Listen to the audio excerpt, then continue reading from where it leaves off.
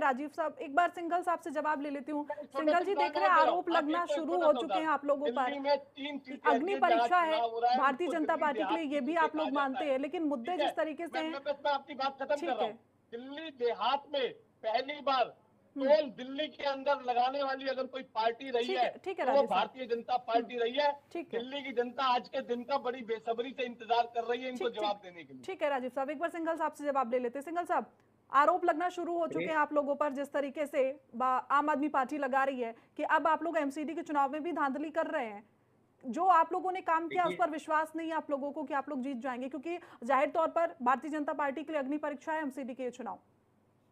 देखिए श्रेया जी, आम आदमी पार्टी का इतिहास रहा है लगातार आरोप लगाने का, और ये जिस घोटाले की बात कर रहे हैं, जिस भ्रष्टाचारों के ये आरोप लगाते रहे हैं, इनको ज्ञात होना चाहिए कि इनके संगम विहार वार्ड ए 163 नंबर वार्ड से वहां पर शराब बांटने के लिए इनके आम आदमी पार्टी के पार्षद की गाड़ी से 108 शराब की बोतलें पकड़ी गई हैं। ये इस पर जवाब दे पाएंगे क्या? ये किस प्रकार से चुनावों को लड़ने की कोशिश करते हैं इनका। अरे भैया राजीव ठीक है जी, राजीव प्लीज जी, अभी एक अभी मिनट। अभी आपके टाइम पे नहीं बोला, अभी वापस आपके पास आऊंगी, सारे जी सवाल जी आपको भी राजीव मौका जी, देंगे। राजीव जी इनके खुद मौका के दीजिएगा शिक्षा उसको। मंत्री बिल्कुल बिल्कुल। लिकर पॉलिसी के आरोप में 17 महीने जेल रहकर आए हैं। इन्होंने घर घर शराब बांटने का कार्य किया है, और आज कर इनके प्रवक्ता राजीव चौधरी जी उनको डिफेंड करने के लिए यहाँ बैठे हुए हैं। आप मुझे बताइए, 108 शराब की बोतलें क्या कोई घर में पीने के लिए ले जा सकता है? चुनाव में बांटने का काम किया, पैसा बांटने का काम ये कर रहे हैं, शराब बांटने का काम ये कर रहे हैं, लालच देने का काम ये कर रहे हैं। ये साम दाम दंड भेद प्रत्येक नीति को अपनाकर इस चुनाव को जीतना चाहते, मगर भारतीय जनता पार्टी केवल काम के आधार पर, विकास के आधार पर और राष्ट्रवाद के आधार पर इन चुनावों को जीतने के लिए उतरी है। और निश्चित रूप से हमको भरोसा है कि दिल्ली की जनता 12 के 12 निगम क्षेत्रों में हमको जिताकर भेजने वाली है। ठीक है राजीव जी, वापस आपके पास जरूर आऊंगी, लेकिन एक बार मैं सुनील जी से बात कर लेती हूं, जो कि कांग्रेस से हमारे साथ जुड़े हुए हैं। सुनील जी, अगर एमसीडी चुनाव की मैं बात करूं तो कांग्रेस की क्या स्थिति नजर आती है, क्योंकि बीते चुनाव में जिस तरीके से कांग्रेस का प्रदर्शन रहा वो सही नहीं रहा। ऐसे में अब कांग्रेस अपने आप को कहां पर देख रही है? श्रेया जी, जो आपको मैं बता दूं कि दिल्ली प्रदेश कांग्रेस कमेटी के अध्यक्ष देवेंद्र यादव जी के नेतृत्व में हमने हर वार्ड में, हर बूथ पर अपने जो कार्यकर्ता थे वो तैनात किए थे, और इतना अच्छा समर्थन जनता ने हमें दिया था जी। क्योंकि बात यह है कि 11 साल आम आदमी पार्टी की सरकार रही दिल्ली में, और दिल्ली की स्थिति बद से बदतर होती थी, और 9 महीने से अब भाजपा है दिल्ली में। और भाजपा के टाइम में भी यदि प्रदूषण की बात करें, यमुना सफाई की बात करें, महिलाओं से जो वादे किए थे 2500 रुपए का फ्री सिलेंडर का, वो पूरा नहीं हुआ। और ये सरकार बनी थी, रेखा गुप्ता सरकार ने सिर्फ बहाने बनाने की कोशिश की। अगर पोल्यूशन की बात करें तो आज दिल्ली जो है, दिल्ली को डॉक्टर ये बोल रहे हैं कि दिल्ली छोड़ दो, यानी कि बच्चे जो है, बुजुर्ग जो है, उनकी हालत इतनी खराब होगी कि दिल्ली में एक हेल्थ इमरजेंसी लग गई है। चीफ जस्टिस ऑफ इंडिया जो है वो ये बोलते हैं कि मैं शाम को वॉक करने गया तो मेरी सांस फूल गई। अब आप समझें कि दिल्ली की जनता जो है दोनों पार्टियों से दुखी हो चुकी है, और पहले भी निगम में बीजेपी की सरकार रही है। कूड़े के पहाड़ देख लो, आज कितनी सीटें ला रही है कांग्रेस इस बार एमसीडी के चुनाव में? कितनी सीटें ला रही कांग्रेस बहुत अच्छा करेगी, और आपको चौंकाने वाले रिजल्ट आएंगे, क्योंकि हम जनता से मिले हैं। जब घर घर हमारे कार्यकर्ता गए, जब घर घर बातचीत करी, तो कांग्रेस को समर्थन मिलता नजर आया है। और हमारे लोगों ने, जो हमारे 12 के 12 जो कैंडिडेट थे, वो बड़े अच्छे ढंग से चुने गए। जातीय समीकरण देख लो, उनका पूरा पास्ट एक्सपीरियंस देख लो, हम सब ने करा। और आम आदमी पार्टी जो कहती थी कट्टर ईमानदार, उसका कच्चा चिट्ठा सबके सामने है। शराब की बोतलें मिल जाती है। और भाजपा ने अपना ये जो वोट चोरी का जा था वो भी इस बार भी किया है। नरैना वार्ड में बूथ नंबर 33 पर पूनम नाम की बहन जी का वोट, जब वो वोट देने गई 277 सीरियल नंबर पे, तो बोला गया कि उसका वोट डल गया। हमने उसकी कंप्लेंट की, हमने इलेक्शन कमीशन ऑफ इंडिया को भी कंप्लेंट की है, स्टेट इलेक्शन कमीशन को भी कंप्लेंट की है। अशोक विहार वार्ड में एक ही बूथ पर 92 जगह एक ही व्यक्ति के फोटो पाए जाते हैं। अब ये सीधी सीधी वोट चोरी है तो क्या नहीं है, और वोट चोरी इसलिए कर रहे हैं क्योंकि भाजपा इलेक्शन कमीशन जो है उनका साथ दे रहा है, पुलिस उनका साथ दे रही है, पर फिर भी सुनील जी, मतलब इस बार अच्छा प्रदर्शन हमें कांग्रेस का देखने को मिलेगा। श्रेया जी दिल्ली की वोटिंग जनता से जो है पहले बहुत इनके अच्छा आरोप ये प्रदर्शन बता रहे करेगी। हैं, इनकी बौखलाहट बता रही है कि ये बुरी तरह हारने वाले और भारतीय जनता पार्टी जीतने वाली है। इन्होंने आम आदमी पार्टी की सरकार ने जब जब जो कहा, इनको अपने अपराध पहले से पता होती है।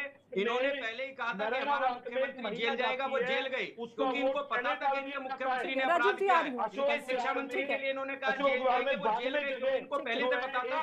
और अभी भी जिस प्रकार से वोट चोरी का आरोप अभी से लगाने लगे, वो निश्चित रूप से 12 की 12 सीटें हारने वाले। आप इन्होंने पैसे का ऐसा ठीक है, बांटा, ठीक इन्होंने ठीक सुनील जी, पुलिस का सुनील जी, ठीक दुरुपयोग किया है। है। एक एक करके पहले एक सवाल सबसे हो जाए, उसके बाद फिर मैं वापस आप लोगों के पास लौटूंगी। अनिल जी का रुख कर लेती हूँ। अनिल जी, आम आदमी पार्टी हो, भारतीय जनता पार्टी हो या फिर कांग्रेस हो, सभी एक दूसरे पर आरोप लगा रहे हैं, लेकिन अब मुद्दों की अगर हम बात करते हैं, जिन मुद्दों पर चुनाव होते हैं, चाहे वो आम आदमी पार्टी रही हो सरकार में या फिर अब भारतीय जनता पार्टी हो, लोगों को झेलना पड़ रहा है। सड़कें अभी भी खराब है, एक्यूआई का स्तर इतना बुरा है, लोग सांस नहीं ले पा रहे, यमुना की स्थिति जस की तस बनी हुई है। अनिल जी। जी देखिए, निगम के चुनाव हैं, निगम के जो कार्य क्षेत्र है उसके अंतर्गत क्या क्या आ सकता है जी, और क्या क्या किया जा सकता है निगम के द्वारा, ये उन सब मुद्दों पर चुनाव है। बिल्कुल, ये भी सही बात है कि अभी मात्र 9 महीने पुरानी पार्टी जो सरकार है जनता भारतीय जनता पार्टी की, उसकी लोकप्रियता के ऊपर भी चुनाव है, इसमें कोई दो राय नहीं। बिल्कुल। और मैं भी सुन रहा था अभी बीजेपी के साथी को भी, आम आदमी पार्टी के साथी को भी, अभी आम आदमी पार्टी तो मुझे लगता है अभी भी कन्वेंसिंग ही कर रही है। कुलदीप जी भी कन्वेंसिंग कर रहे थे और अभी जो अपने प्रवक्ता बैठे हैं आम आदमी पार्टी के साथी, ये भी कन्वेंसिंग ही कर रहे हैं। तो अब जो कन्वेंसिंग करने का समय नहीं है, आज तो वोटिंग हो रही है और ऑलमोस्ट वोटिंग हो चुकी है, थोड़ा समय ही बचा है वोटिंग का। तो अभी तो है कि भाई हम लोग किन मुद्दों को लेके आए थे और क्या करने वाले हैं। तो एक बात कांग्रेस के साथी की तो बात करना अभी इसलिए भी नहीं क्योंकि कांग्रेस साथी खुद ये बताने की भी स्थिति में नहीं है कि हम एक भी सीट जीत पाएंगे या नहीं जीत पाएंगे। हाँ, ये सही है कि अच्छा करेंगे तो मैं भी शुभकामनाएं देता हूँ कि कुछ अच्छा हो, अच्छी बात है। लेकिन बात है कि ये चुनाव तो है बीजेपी और आम आदमी पार्टी वर्सेस ही है, और आम आदमी पार्टी और कांग्रेस के साथ ये भी एक दिक्कत है कि कांग्रेस को ये नहीं पता होता कब आम आदमी पार्टी के साथ खड़ी होती है, उनकी तरफदारी कर रही होती है, और कब उनके विरोध में खड़ी होती है। इसलिए कांग्रेसी प्रवक्ताओं को एक बड़ी मुश्किल हो गई है कब वो आम आदमी पार्टी की बात में हाँ मिलाए और कब उनका विरोध करे। एक बात। दूसरी बात, हमारी कोई मुश्किल नहीं है, हमने लोकसभा में वो किया था, सुनील किया जी, था, वो हमारी ठीक है सुनील जी, आपको भी मौका देंगे, लेकिन एक बार उनको उनकी अपनी बात खत्म कर दीजिए। सुनील जी, आम आदमी पार्टी की पहली सरकार कांग्रेस के सहायता से बनी थी, उसके बाद उन्होंने आम पार्टी को दत्ता बता दिया, उसके बाद लोकसभा चुनाव में फिर एक बार गठबंधन बना 4 और 3 का, आपने मिलकर गठबंधन। अरे अनिल जी, जब बीजेपी की सरकार आई थी तब भी यही बोल रहे थे आम आदमी पार्टी की अंदर से कांग्रेस समर्थन कर रही है। तो इसलिए इन चीजों पे मत जाइए, ये तो एक सच्चाई है, और जितनी सच्चाई जल्दी समझ लेंगे कार्यकर्ता उतना ही वो अच्छे ढंग से अपनी पार्टी का प्रदर्शन करवा पाएंगे। और सच्चाई ही नहीं समझेंगे तो गलतियां होती रहेंगी, तो उस पे नहीं आते हैं। मैं आज की बात पे आता हूँ। देखिए, सत्तारूढ़ पार्टी होने के कारण भारतीय जनता पार्टी को इस चुनाव में उनका लाभ मिलेगा, इसमें कोई शक नहीं है। वैसे भी 9 सीटें ऑलरेडी भारतीय जनता पार्टी के पास थी और 3 सीटें आम आदमी पार्टी के पास थी। तो मैं मान के चलता हूँ कि सत्तारूढ़ पार्टी होने के कारण और नई सरकार आने के कारण इनको लाभ मिलेगा, और हो सकता है कि भारतीय जनता पार्टी पहले से भी इस मामले में अच्छा प्रदर्शन कर जाए। ठीक है। जहां तक सवाल है मुद्दों का, आपने पोल्यूशन की बात की। देखिए, पोल्यूशन सिर्फ दिल्ली का मामला नहीं है, ये पूरे उत्तरी भारत का मामला है और इस मौसम का मामला है। इससे पहले आम आदमी पार्टी सरकार भी थी, उनको भी झेलना पड़ता था। ठीक है, विपक्ष का काम है आरोप लगाना, वो आरोप लगाएंगे। इससे पहले जब आम आदमी पार्टी की सरकार थी तो बीजेपी भी आरोप लगाती। सत्ता में आने से पहले वादे तो यही किए गए थे ना कि इस बार की प्रदूषण स्थिति जो हमेशा रहती है वो नहीं होगी, लेकिन इस बार तो सबसे ज्यादा एक्यूआई लेवल बढ़ा, अगर आपने देखा होगा। और ऐसे में यमुना नदी की जो सफाई की जो बात की जा रही थी, वो यमुना भी देखिए कितनी गंदी रही। हालांकि मुद्दे तो तमाम है और इन्हीं मुद्दों पर इस बार एमसीडी चुनाव कौन जीतेगा ये फैसला होने वाला है। एक बार राजीव जी बहुत देर से कुछ कहने की कोशिश कर रहे हैं। राजीव जी। हाँ, देखिए श्रेया जी, सबसे पहले तो मैं जो बीजेपी के प्रवक्ता जेल में रहने की बात कर रहे थे, तो मैं आपको बताना चाहूंगा कि आजाद भारत के इतिहास में सिर्फ एक ऐसा उदाहरण मिलता है जब किसी नेता को अपने गृह प्रदेश से तड़ी पार कर दिया गया था, और मुझे वो नाम बताने की जरूरत नहीं है। अमित शाह वो नेता थे जिनको की अदालत ने अपने गृह प्रदेश से तड़ी पार कर दिया गया था। आजाद भारत के इतिहास में आज तक ऐसा कोई दूसरा उदाहरण नहीं मिलता है। और रही बात जो अभी हमारे जो साथी थे वो ये बता रहे थे कि प्रदूषण जो है वो सिर्फ दिल्ली का मामला नहीं है। कांग्रेस की सरकार और आम आदमी पार्टी की सरकार में मुख्यमंत्रियों का जेल जाना की बात है। इस समय जो सर्वे पब्लिश हुआ उसमें ये दिखाया गया कि 10 में से जो सबसे 10 प्रदूषित जगह है उनमें से 8 जो है वो एनसीआर में आती हैं। तो मैं आपसे पूछना चाहूंगा, अगर फरीदाबाद में पोल्यूशन सबसे ज्यादा में आता है तो वहां तो पिछले जो 11 साल से जो है इनकी सरकार चल रही है बीजेपी वालों की। अगर नोएडा में प्रदूषण सबसे ज्यादा है तो वहां तो पिछले 8 साल से 9 साल से बीजेपी वालों की सरकार चल रही है। सोनीपत में अगर पोल्यूशन सबसे ज्यादा है तो वहां तो बीजेपी की सरकार चल रही है। अगर जो है गुड़गांव में प्रदूषण ज्यादा है तो वहां तो बीजेपी की सरकार चल रही है। अरे भाई साहब आप इसको समझिए। राजीव जी, आरोप लगाना बड़ा सरल है। आज जो आप अपनी ठोस नीतियां बताइए कि आपने अपने 11 साल के कार्यकाल में अपना वोट दिल्ली के प्रदूषण को मैं कम करने के आपके लिए माध्यम से पूछना चाहूंगा और मुझे ईमानदारी से मैं चैलेंज करता हूँ बीजेपी के प्रवक्ता, अगर इस बात को जवाब दे जाए तो क्या यह नहीं कहा गया था कि पहली कैबिनेट का जो घोषणा होगी उसमें महिला को 2,500 देने की घोषणा की जाएगी? राजीव जी, ये आपके सवाल का जवाब सिंघल साहब देंगे। पूरी योजनाएं तैयार की जा रही है, ऐसी क्या ये नहीं कहा गया था कि जो है यमुना में जो है प्रदूषण गिनाया जाएगा? राजीव साहब एक सेकंड, राजीव साहब अब आपने सवाल उठाया, जवाब भी गरीब जनता, राजीव सर पूरी जनता ने देखा किस तरीके से मोदी जी ने सरासर जब ये झूठ बोला कि गरीबों को मकान। ठीक है राजीव जी, अगर आपने सवाल उठा लिया तो एक बार जवाब भी सुन लीजिए, जवाब भी सुन लीजिए। पहला काम जो बीजेपी की सरकार ने इस राज्य में ठीक है राजीव जी बनाते ही किया था वो यही काम किया था कि उन्होंने गरीबों के घर पर बुलडोजर चलाए थे। ठीक है, आपने सवाल उठाए राजीव जी, तैयार बैठी हुई है।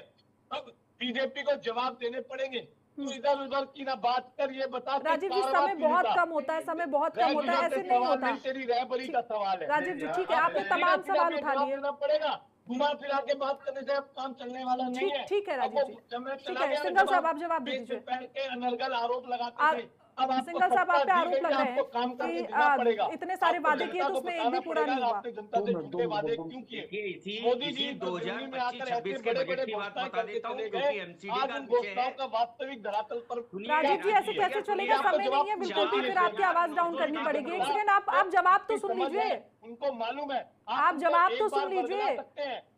अभी आप सवाल उठा के डिबेट का समय खत्म हो जाएगा। आम आदमी पार्टी के प्रवक्ताओं का यही समस्या है कि वो सुनना नहीं चाहते, केवल सुनाना चाहते हैं। और इसका पूरा 11 साल इन्होंने यही काम किया, सिर्फ सुनाते रहे, काम करने का काम नहीं किया। अकेले 2025-26 में सुनील जी बस एक मिनट में आ रही हूँ, 4,907.11 करोड़ का प्रावधान हमने रखा है, और वो भी केवल कचरा निस्तांतरण के लिए। आप देखिए कितना बड़ा बजट कचरा निस्तांतरण जो मुख्य रूप से एमसीडी का काम होता है उसके लिए रखा है हमने। भैया सुनिए प्लीज, थोड़ा सा मुझे विषय रखने दीजिए, बहुत कम समय है। इसके अलावा हमने 1144 करोड़ रुपया एलईडी पब्लिक लाइटिंग अपग्रेडेशन का रखा है, जिसमें कहीं भी डार्क स्पॉट ना हो, महिलाओं की सुरक्षा की जा सके, बुजुर्गों की सुरक्षा की जा सके और अपराध को क्षेत्र में कम किया जा सके।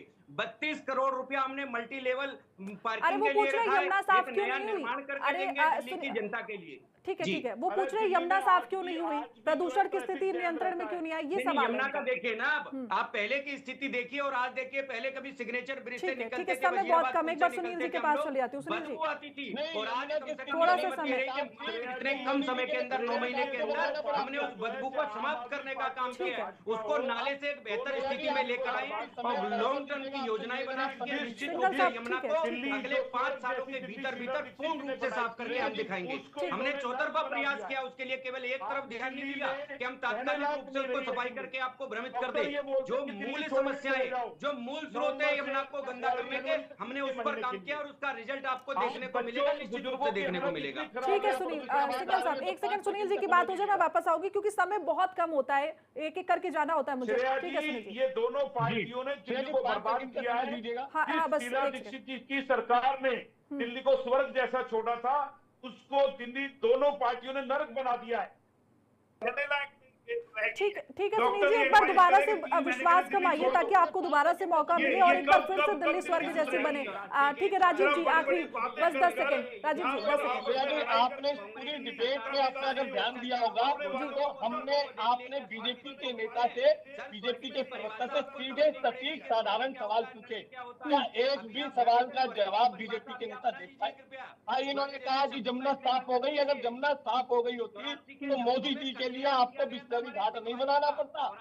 आपने स्पेशल लाइन लाकर वहां पर छठ पूजा के लिए सिंगल साहब ठीक है राजीव जी, ठीक है ओके, ठीक है सिंगल साहब 5 सेकंड आपके पास, जल्दी से क्लोजिंग कमेंट। सर समय बिल्कुल नहीं है सर, एक एक करके आपने इतने सवाल उठा दिए, कम से कम जवाब देने का तो मौका दीजिए। सिंगल साहब 5 सेकंड फटाक से। धन्यवाद करता हूँ। ठीक है लेकिन ये लोग जो है, ठीक है राजीव जी, आपने 5 सेकंड मांगे थे, मैंने 20 सेकंड दे दिए। सिंगल साहब कहिए। देखिए नगर निगम के अंदर मैं यहाँ विश्वास के साथ कहकर आपसे जा रहा हूँ, अभी चुनाव चल रहा है, कुछ ही देर में वोटिंग समाप्त हो जाएगी। 3 तारीख को जब वोटिंग की काउंटिंग प्रारंभ होगी, हम 12 में से 12 सीटें जीतेंगे। हमको अपने काम पर विश्वास है। मुख्यमंत्री के नेतृत्व में जो अगले पिछले 9 महीने में कार्य किए गए, हम निश्चित रूप से 12 की 12 सीटें बिल्कुल 3 तारीख को देखिए तस्वीरें एकदम साफ हो जाएंगी। फिलहाल समय इतने का इजाजत देता, आप हमारे साथ जुड़े, चर्चा में शामिल हुए, उसके लिए आपका बहुत बहुत धन्यवाद। तो देखिए तमाम सवाल यहाँ पर, चाहे आम आदमी पार्टी हो या फिर भारतीय जनता पार्टी हो और कांग्रेस भी, अब आरोप प्रत्यारोप का दौर शुरू हो चुका है क्योंकि आज मतदान हुआ है, लेकिन रिजल्ट आना अभी 3 तारीख अभी बाकी है। 3 तारीख को रिजल्ट आ जाएगा, उसके बाद जो तस्वीरें हैं वो एकदम साफ होती हुई नजर आएंगी कि आखिर एक बार फिर से जनता ने किस पर विश्वास किया है, क्योंकि सभी पार्टी दावेदारी कर रही है कि वो 12 की 12 सीटें जीतेंगी। बुलेटिन में फिलहाल इतना ही, मुझे दीजिए इजाजत। देखते रहिए दी खबर। नमस्कार।